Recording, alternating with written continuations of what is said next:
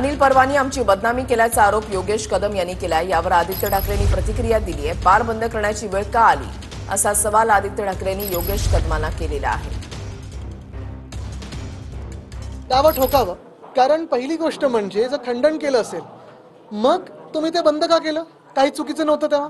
बरं, धाड पडली हे खरं होतं, सगळं काही आलं ते खरं होतं, तर मग हे सगळं जे होतं जर खोटं असेल तर ती जागा बंद करण्याची का वेळ आली? त्याच्यावर पडदा घालण्याची का वेळ आली?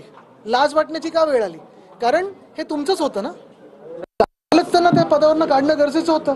काय नक्की असं युती धर्म पाळत आहेत मुख्यमंत्री महोदय की नेमकं यांच्यावर कारवाई करता नाही? कोणाचं डान्स बार आलेला आहे, कोणाचं हे ऑनलाईन रमी होतं, कोण हाणामारी करत होतं, कोण बुक्काबाजी करत होतं, कोणी पूर्ण बॅग घेऊन पैशाची बाजूला बसलं होतं। बहुमत तुम्हाला निवडणूक आयोगामुळे मिळालेलं आहे, पण ही मस्ती जी आहे, हा जो मास दिसत आहे हा दुर्दैवी। स्वतःचे 136हून जास्ती असताना युती धर्म कोणचा आहे? कारण मला आठवतं एका काळी भाजपसोबत जेव्हा आम्ही होतो तेव्हा मनमोहन सिंग साहेबांना मी विचारायचं होतं की तुम्ही कोअलिशन धर्म का पाळतात? जे भ्रष्ट आहेत त्यांच्यावर कारवाई करा।